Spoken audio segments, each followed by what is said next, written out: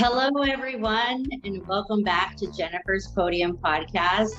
I am Jennifer Adams, and I have a wonderful guest with me today. Her name is Brooke Brown, and about 10 years ago, we met when I was passing on my crown as Miss Wheelchair America in Arizona. And we just immediately connected. Since then, Brooke Brown has accomplished a lot. She is an author, a public speaker, and yet last year she was Miss Wheelchair America, and she was also in the top 5 for the Miss Wheelchair. I'm sorry, she was Miss Wheelchair Arizona. I was Miss Wheelchair America a long time ago. She was Miss Wheelchair Arizona 2022, and last year she also competed in the Miss Wheelchair America pageant, and she was in the top 5. She was 3rd runner-up, right? Okay, awesome. And so I'm just so glad to have her on my podcast today.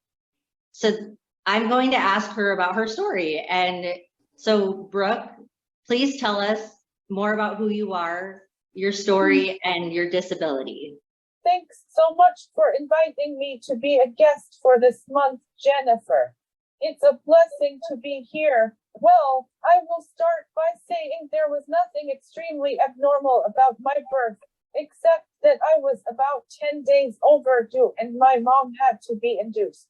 The doctor was preparing to do a C-section, but at the last second my head dropped into the birth canal. So my mom was able to deliver me without surgery.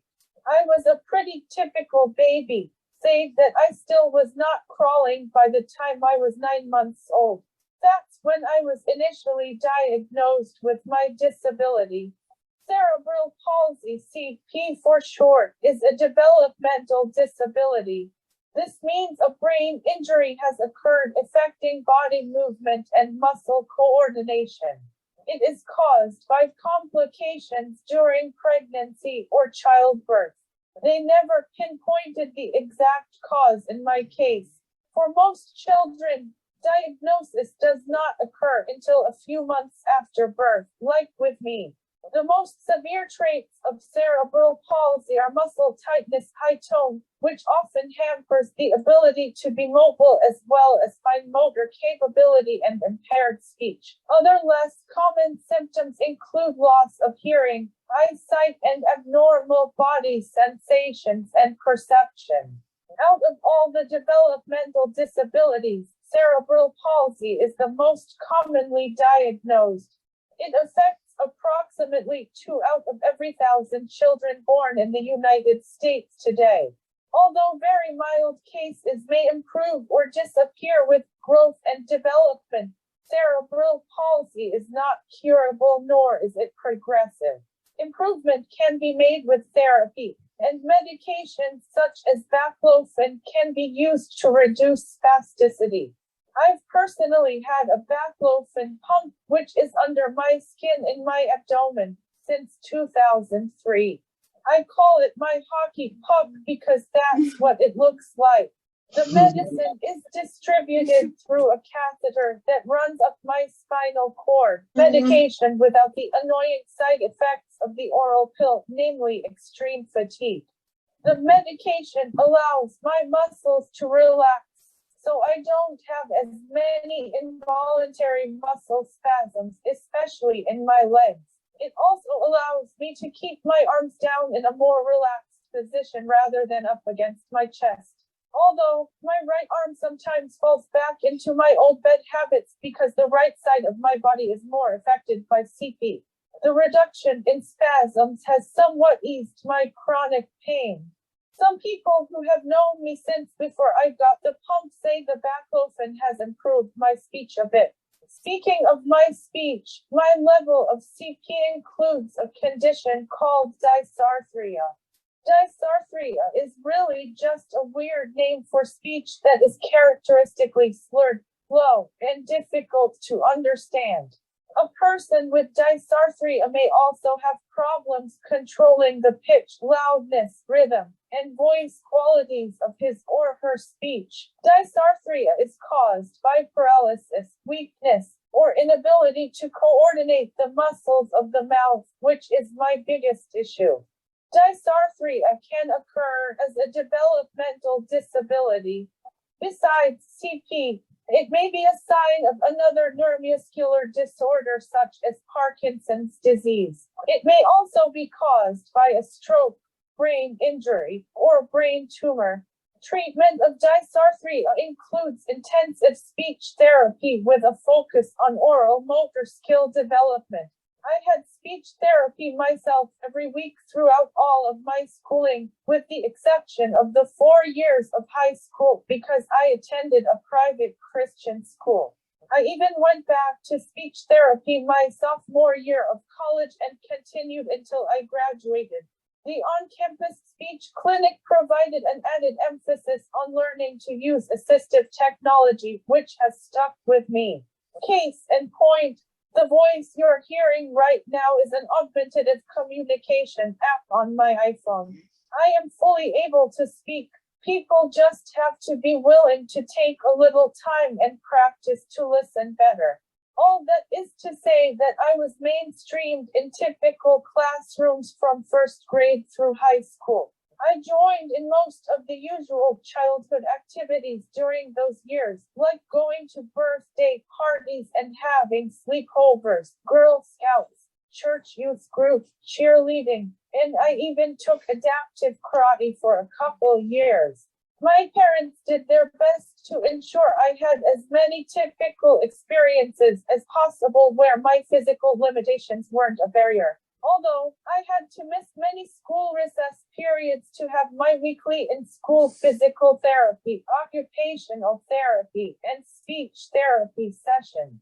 However, I did discover my love of creative writing and storytelling thanks to my wonderful 4th grade teacher, and it has helped forge my path ever since.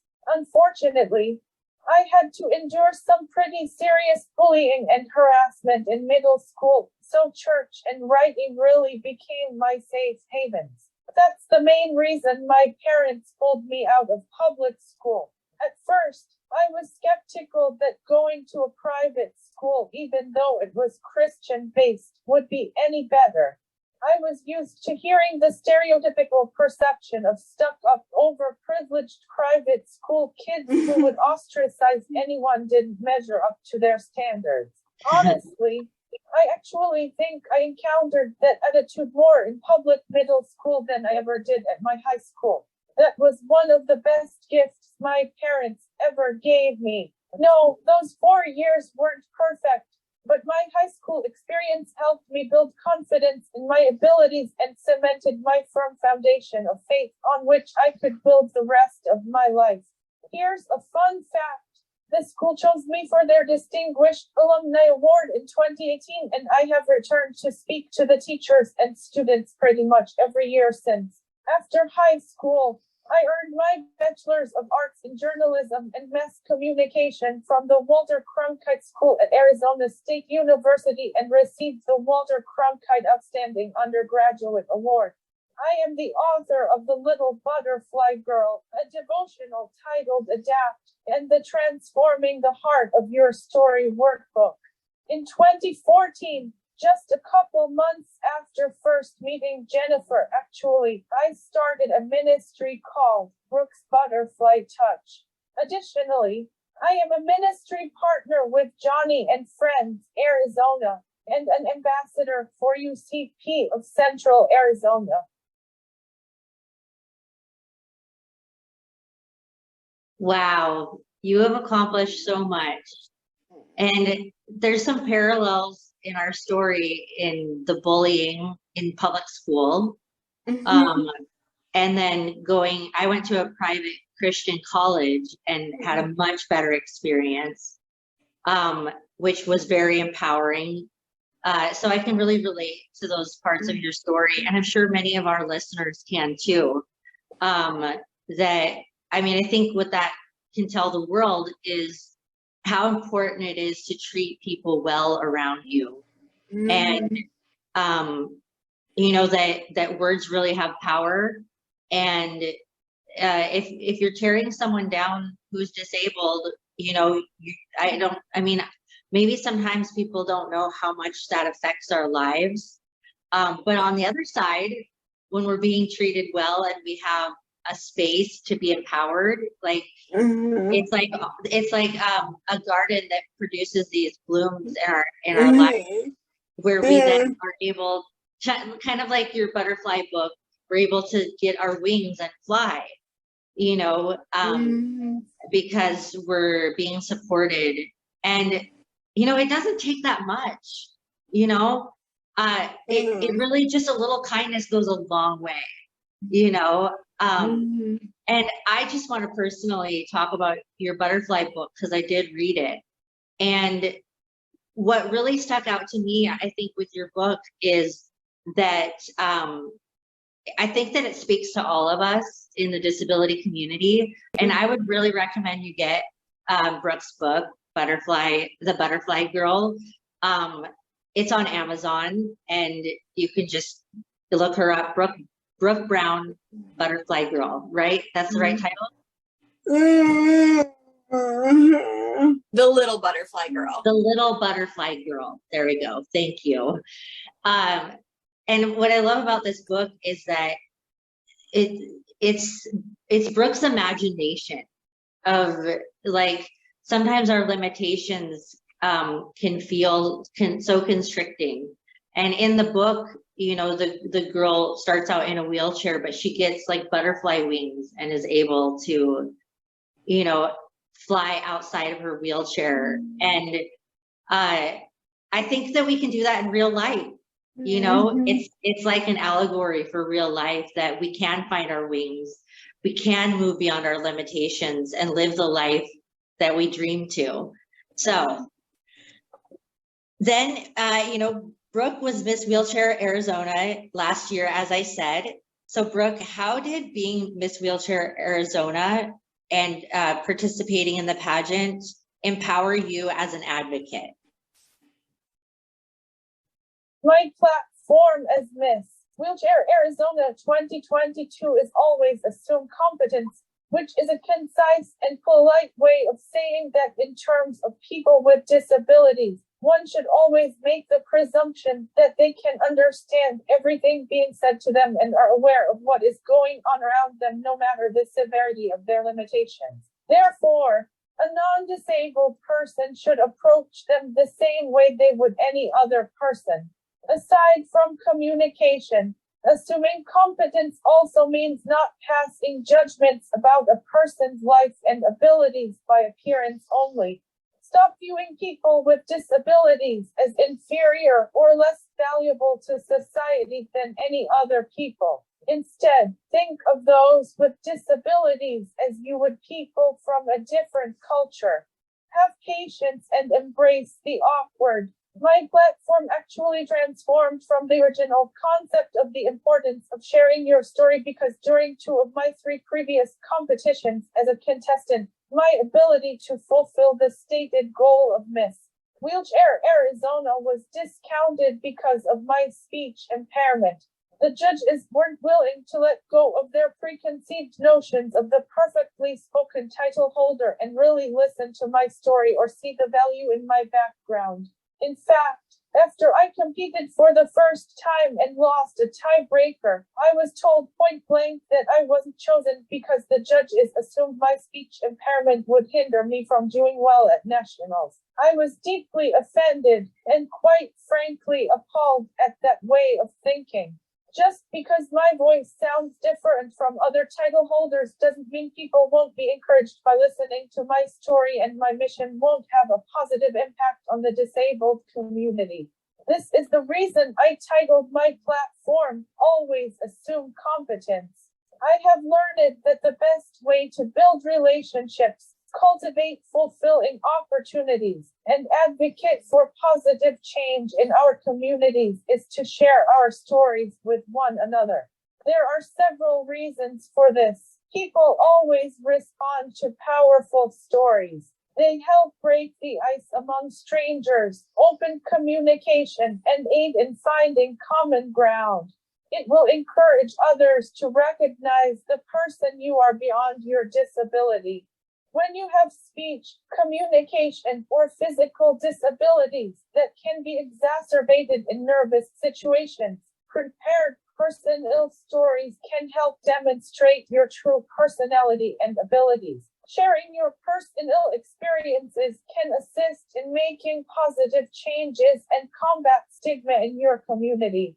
This platform has empowered me as an advocate in several ways. First and foremost being that the message applies to all people in any circumstance. During my reign, I shared my platform with at least 10 different churches that were starting disability ministry, 4 different universities in both education classes and occupational therapy classes with elementary students, a mobility company, and at 2 large disability conferences. Since I have a speech impairment, it feels like I'm confronted with people's misconceptions of competence more often than my friends who have disabilities that don't affect their speech. But many have still thanked me for spreading my message because it's a stigma they combat too.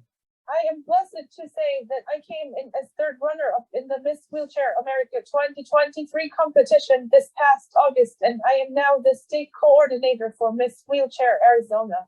Along with those duties, I continue to promote my platform because, as my friends at Miss Wheelchair America have been reminding me since January, even though my reigning year has ended, I will always be Miss Wheelchair Arizona 2022. So my advocacy shouldn't stop. I'm taking that to heart. In fact, I am excited to say that I have been asked to give my always assumed competence presentation for a large portion of the employees at Lumen Technologies based in Louisiana next week in honor of National Cerebral Palsy Awareness Day. It will be done over video conferencing, where even team members from the UK will be in attendance. Amazing. Onward and upward for you, Brooke. Just like the butterfly girl, you really have got your wings. And I'm so encouraged. Some things that I glean from what you're sharing is, first of all, perseverance, which is an ingredient that all of us need in order to press on as an extra able community, and to achieve our dreams and goals. Because, just like you said, it's strange and unfortunate that the very people that should be empowering us sometimes don't. And a lot of it is just their pre-assumptions. And I think that that's one thing that your story speaks, Brooke, is that, just like you say, assume competence, which means don't make assumptions about someone's capabilities by first glance. Get to know someone first and let them tell you what they're capable of. I mean, just like Brooke and I was born with partial limbs, all 4 of my limbs are affected. And so, of course, I've experienced the same thing where people assume that because I have, missing limbs and all 4 of my limbs are partially missing, that must mean this or that. It must mean I can't eat or feed myself. It must mean that, I can't walk or move or, do anything. And when they get to know me, they realize I live independently and I do everything for myself because I've learned to adapt. And so all that to say, even within our own community, like, we need to never assume that someone is incapable of doing something, especially if they have a passion for it, and especially if they have shown up to be there and be part of it. And that's also why I'm so happy that you are carrying out your platform and ministry in churches, because this is a tender subject for me, and I don't want to say anything that isn't edifying. I guess what I would say though is that a lot of churches are missing people with disabilities, and and I think it comes back to everything you shared, that there are assumptions about people with disabilities and church. and those assumptions haven't been broken down yet. There's just kind of a lack of awareness and acceptance in churches. And this is where I always get on my soapbox and say, it's quite bizarre, because if you look at Jesus's ministry, like 90% of his miracles were with people with disabilities. And I think that Jesus really showed through his ministry that he deeply cares about people with disabilities, and that his main goal was to have us be part of everything in society, that we would be part of church and the body of Christ, because the body means that all the parts are there, you know, and if the disability community isn't in the church, it's missing a body part, you know. So what I'm saying is we're essential. We're essential to the body of Christ. So I'm so glad that you're doing that. And the more of us that can get out there that are Christians in the disability community and, you know, be willing. I think Brooke is a great example of this. To be willing to go into a setting where you know maybe you're not going to be accepted right away, and press in and persevere, that you can be forging a way, kind of pioneering a way in the church. All right, so moving on. This month, the month of March, is Disability Awareness Month. And also on March 25th, so coming right up this Saturday, is Cerebral Palsy Awareness Day. And so I thought that this would obviously be a perfect time to have Brooke on the podcast so that she can raise more awareness about cerebral palsy. So Brooke, please share more about cerebral palsy and like just how people have received your disability and how you want to break down the walls of any kind of discrimination, but also like how you would like the world to treat you and move beyond their assumptions. I jokingly tell people that March is the only time they'll see me in more green than purple. It's an easy way to support for and start conversations around it being Cerebral Palsy and Disability Awareness Month in general. Several different disabilities are celebrated this month, starting with International Wheelchair Day on March 1st, Traumatic Brain Injury Awareness Day, Multiple Sclerosis Awareness Day, and then, of course, National Cerebral Palsy Awareness Day, March 25th.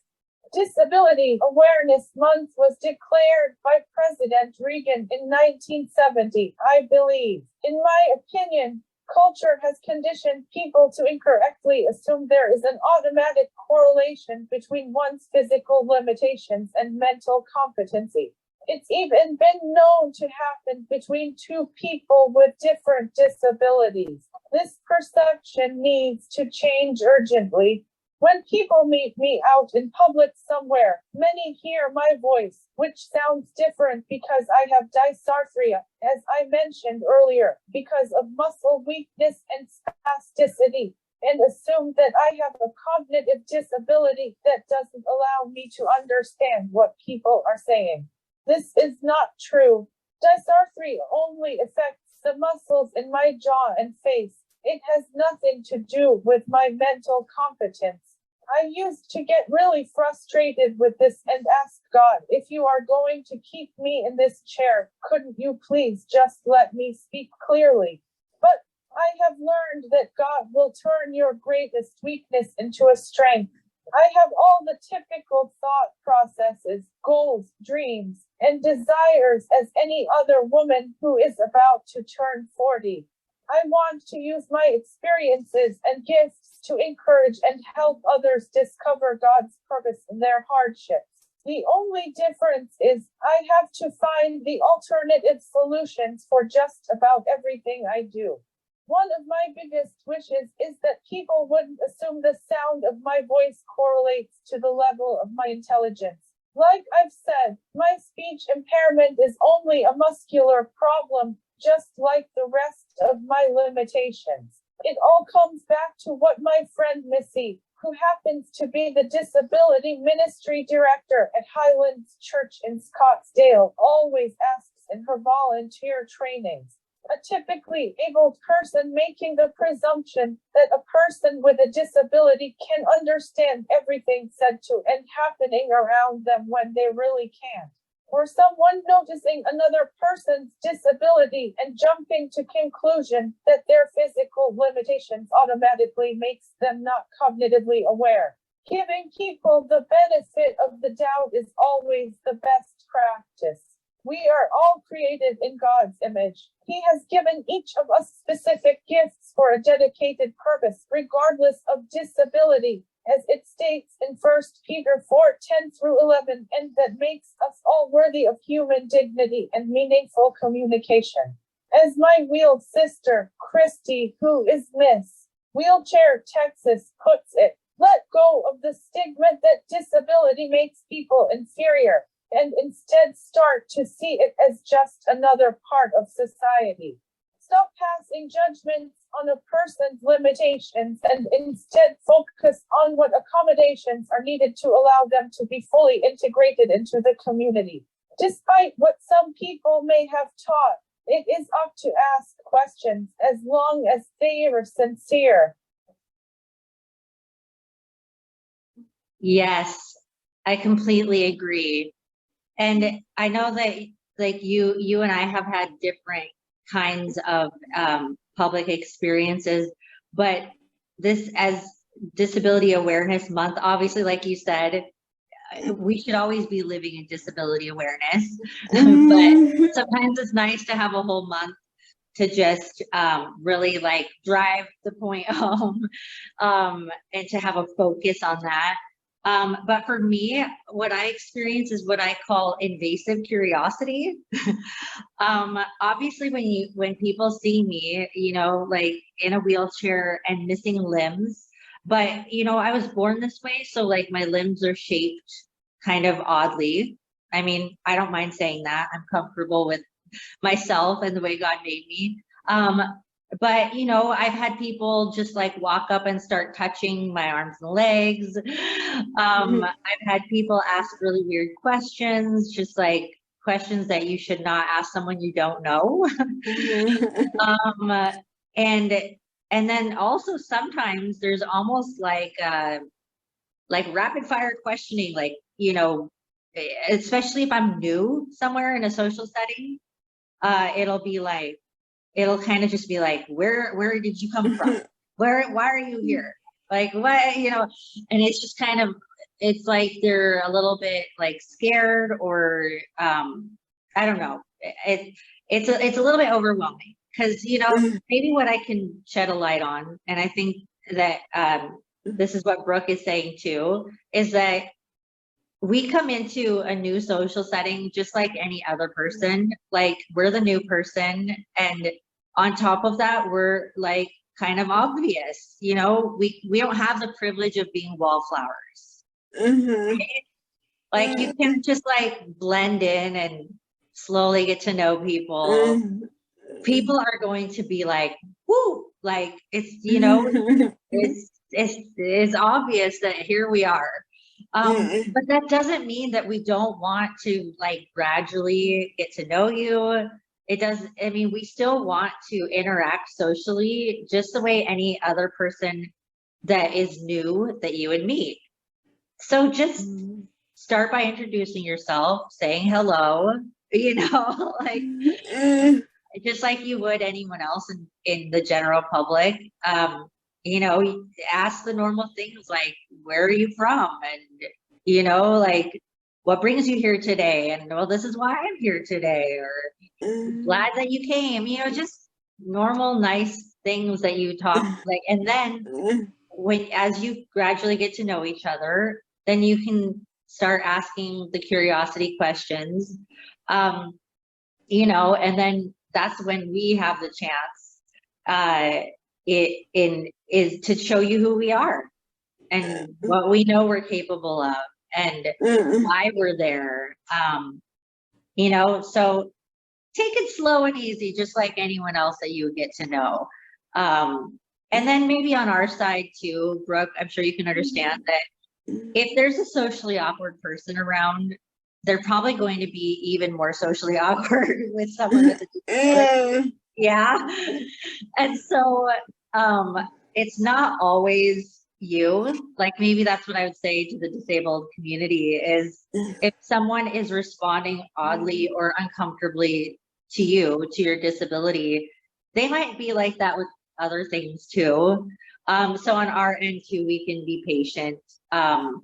And, you know, I know for me, like, to tell you the truth, I'm not always as brave as I'd like to be. And maybe Brooke can relate to this too. And this is something I'd like to put out there because it's something I want to work on, is that I never really say anything about it. I kind of just tolerate it. And just like, I think I've become just like, well, that's how society is. And you're just going to have to like figure it out and like be patient with them. So what I want to work on is if somebody really is like being kind of over the top and like really making me uncomfortable, I think I want to get better at saying like, you know, I'm kind of uncomfortable. I'm uncomfortable. See, I can't even do it in the exercise.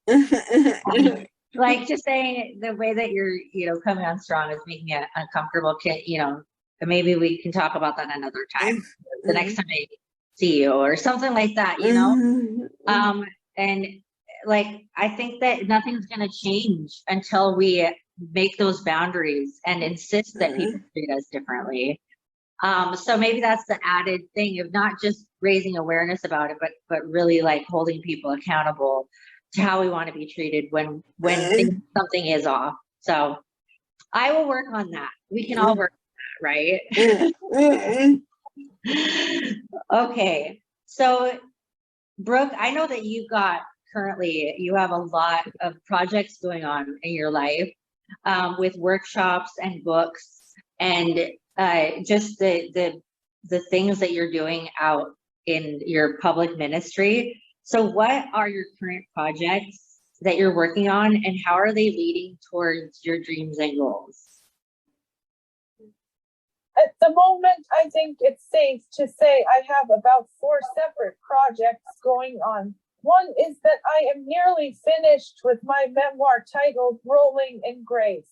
The book is about how I have found God's purpose for me through all my physical pain and hardships, especially in the last 7 years, but it also has some encouragement for parents of children with disabilities. Along with the book, I recently launched a podcast by the same name, Rolling in Grace, where I share some encouragement from my own life experiences and what God is teaching me. I will probably do some interviews in the future, but I'm not quite there yet. The second episode will be out before March 25th and is in celebration of National Awareness CP Day. I'm also currently revising my Adapt devotional to make it more usable for Bible study groups. The new version should be out in the next couple of months. Lastly, I am building a YouTube channel called Brookes Butterfly Touch, which is the same name as my storytelling ministry. On the channel, I share videos from my speaking engagements, tips for sharing your story, and encouragement for doing life when you have a disability. I always welcome people's questions on both my podcast and YouTube channel, so please feel free to ask me anything you are curious about. That is so incredible. I love it. And I think something that really stands out to me is that your book includes parents who have children with special needs or disabilities. I think that is so needed. Yeah, I mean, obviously we both have parents who have children with special needs because here we are and we have parents. And so we know firsthand, you know, kind of the struggle, but also the blessings, you know, of being an interabled family. So I hope that people will, is that book published currently?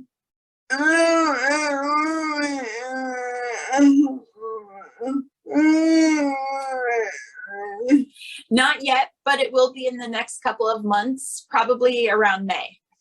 Okay, wonderful. And at the end here, I'll direct everyone where they can go to, like, get connected with your projects, but also your YouTube and all of that. Yeah. So moving on, being an American with a disability means that we are kind of beholden to the legislative process and programs that provide what we need as people with disabilities. So I have shared this in other podcasts, so I won't go into it in depth. If you want to learn more, listener, if you want to learn more about the whole legislative process for people with disabilities and the programs that serve us, just go to the podcast before this one, because I go into that in more depth. But the abridged version is that America does better than other countries in the sense that there are programs that meet the basic needs of food, medical coverage for equipment, medical equipment, and medical care. And there are some programs for like employment and things like that. And so there's programs that help with driving and independence. There's independent living centers all over the country that help with resources. And so we're doing pretty good. But there's a few legislative issues that all of us experience. And so Brooke, what are some of the legislative barriers that you face in your life, and what are some of the legislations that you would like to see change to improve your quality of life? The legislative changes that would have the biggest impact on my life and what I would most like to see are two things. The income cap for disability benefits raised. $2,000 limit on our income is ridiculous. It is not fair that in order to have benefits, we basically have to life at the property level. I know that the Ticket to Work program, where you can get a regular job and basically pay a small amount to keep your CCHS and / or disability insurance benefits, is one option that works for some people, but it's a lot of red tape and it doesn't really work for people like me who find it difficult to secure a regular job. I tried it once and I had a job for a while, but when that job ended, I have never been able to find another job that works for my abilities, which is why I started my ministry and partially why I made my ministry a nonprofit, so I don't have to worry about messing with my benefits. The other legislative change that I would really like to see is the marriage income cap revised. It is not fair at all that people with disabilities are penalized for getting married and having a joint income. Even though I am not yet married or even engaged, someday I would like to have a traditional legal marriage without worrying losing my benefits. I have a very good friend who got married in the church but is not legally married for this exact reason. Yes, I can totally empathize with that. I've experienced the same limitations in my life. Hold the thought just a second. My lighting is getting really weird again. I need to move here. There. Okay. Starting over with my response to that answer. Yes, I completely understand. And I know that you're not the only one that feels this way, Brooke. I know I feel this way. I don't mean this to say woe is me, but I actually chose not to ever be married. If the legislation changes, I might change my mind, but I have dedicated my life to making these changes so that other people don't have to make the choice to say that just kind of give up on the idea of marriage. Because, there's a quote that says we can only focus on one thing at a time. And it's really kind of true. Like to try to live, to stay alive and have our careers and do the things we want to do. If we're focusing on that, then trying to be married, it's like, it pulls us in so many directions. because there's not the resources for that. And it's very heartbreaking. I know that I can safely say that I have cried many tears over this, and I'm sure you have too, Brooke.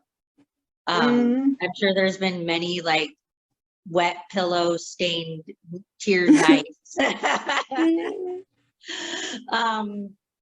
Because we want to be loved, we want to be married, we want to have the same things, just like Brooke said, she has the same desires that any woman who's almost 40 has. And so this is a travesty that we have to make these choices, and we're just putting that out there right now to the general public. Like, these are some of the non-constitutional things that we're working through as disabled people.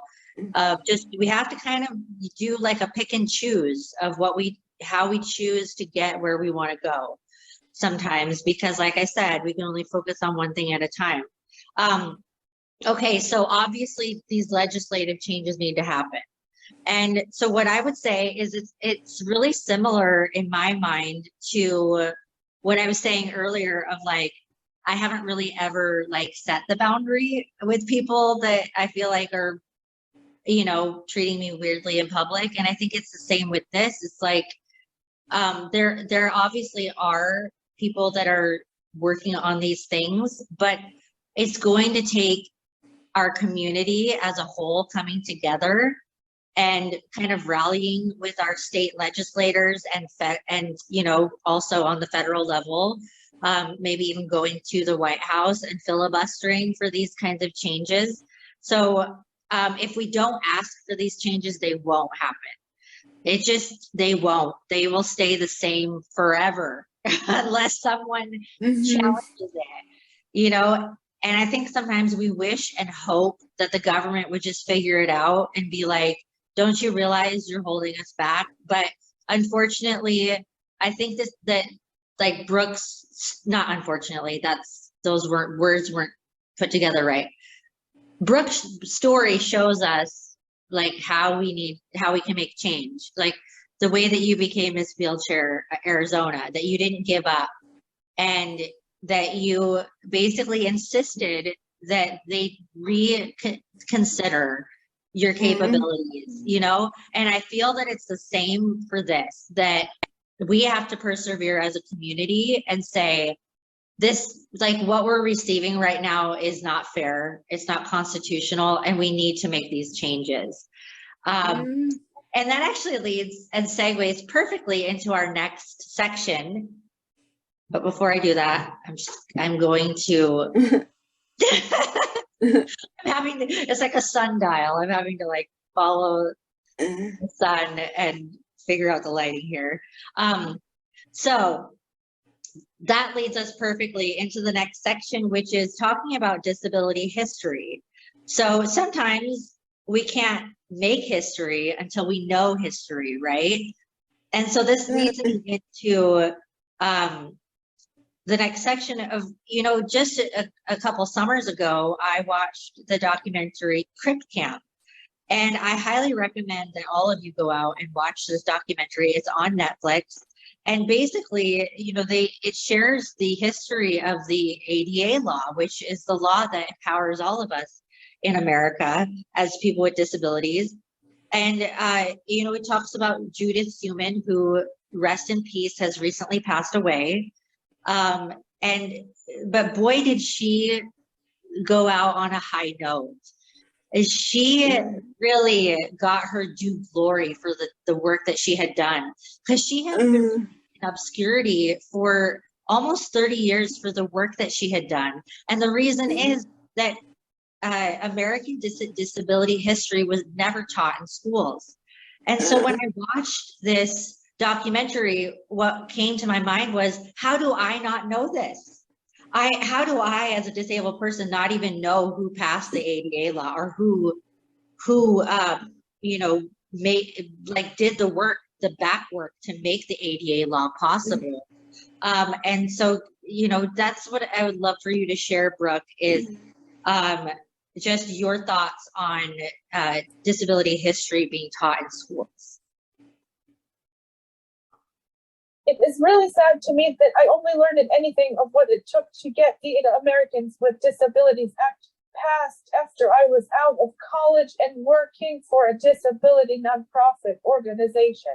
The only thing I learned about disability history in all my years of school was about Helen Keller and the fact that President Roosevelt was in a wheelchair. That's it.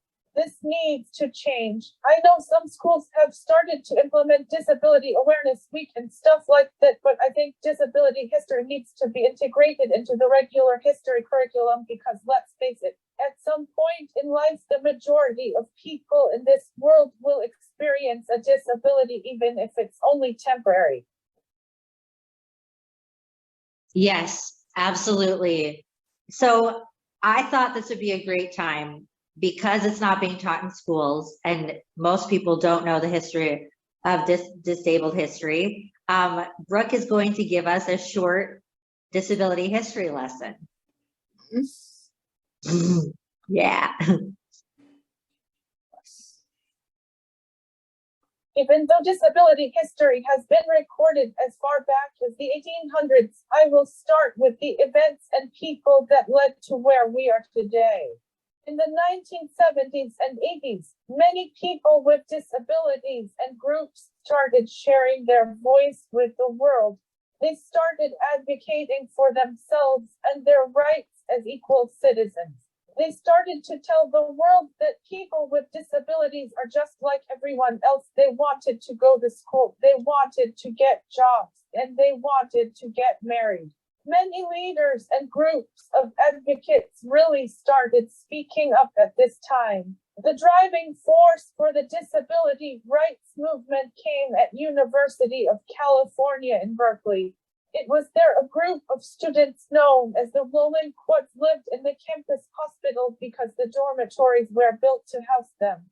They were led by a student named Ed Roberts. Out of the efforts, a program to help students with physical disabilities navigate governmental systems, advocate for access in the community, and do such needed tasks as wheelchair repair. The new organization was coined the Center for Independent Living, SIL, where people with disabilities held power and created the core components of providing information and referral advocacy, peer support, and independent living skills training to consumers with all types of disabilities. With more funding across the nation, centers have popped up in over 300 locales nationally and several internationally. Judy Heumann was the spokesperson during one of the longest sit-ins in history. Section 504 of the Rehabilitation Act requires that all programs receiving governmental funding must be accessible to people with disabilities. As the Carter administration came into office 1977, the regulations still had not been enforced. Advocates across the country staged protests at federal offices. Most of the protests ended within a day or so. However, protest activities continued in San Francisco as over 100 people with all types of disabilities stayed in the building for over 25 days. It was the longest sit-in of a federal building in history.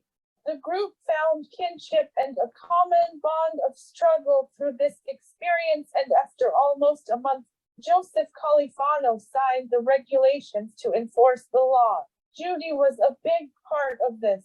She currently works as Special Advisor for International Disability Rights at the U.S.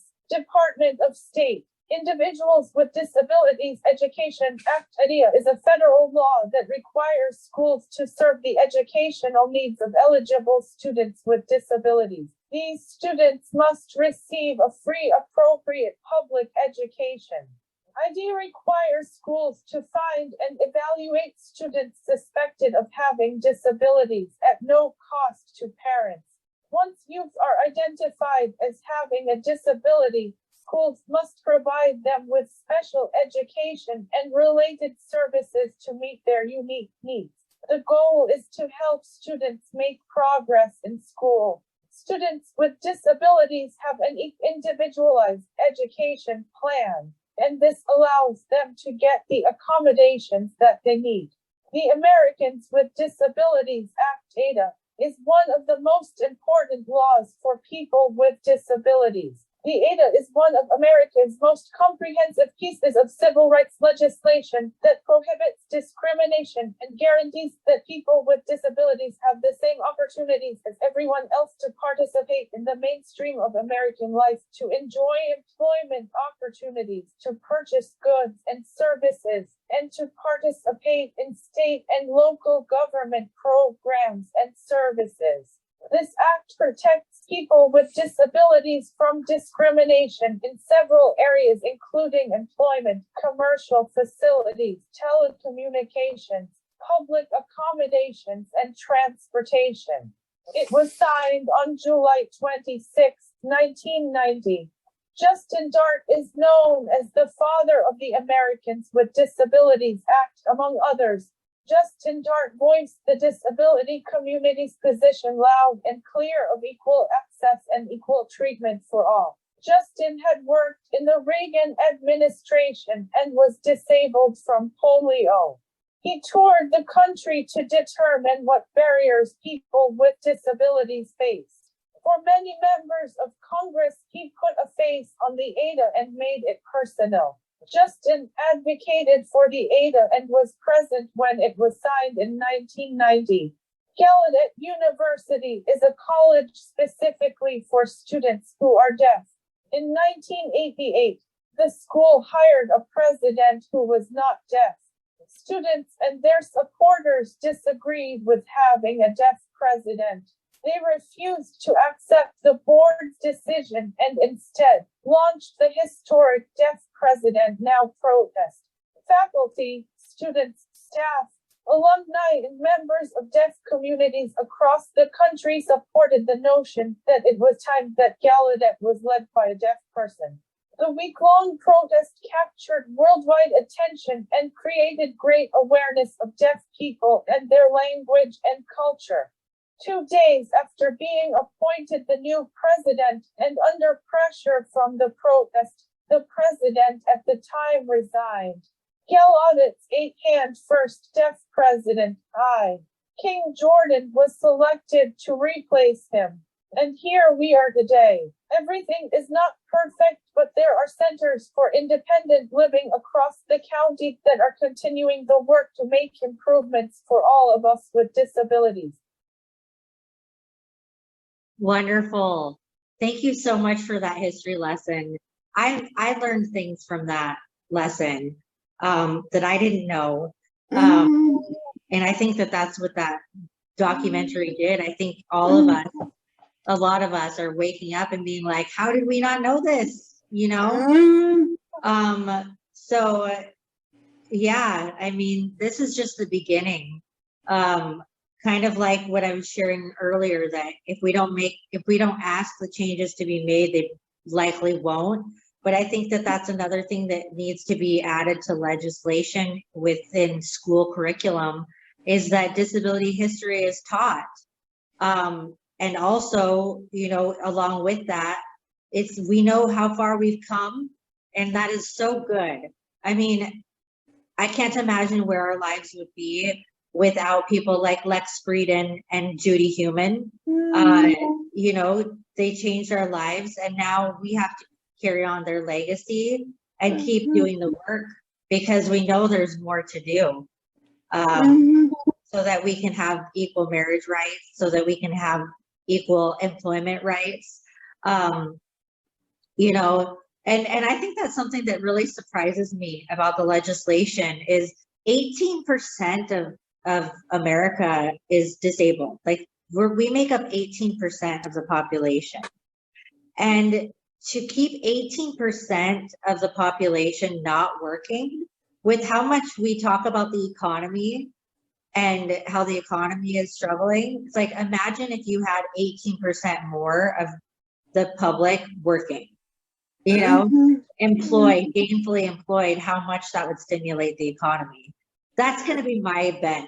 So anybody out there who's wanting to join me in changing legislation in your state and on the federal level, that's probably, I mean, obviously we have to give reasons why we want these things to change. And that's going to be a huge motivator if they realize that the statistics of how many people who are disabled who can work and how many of them are unable to work because of the current laws.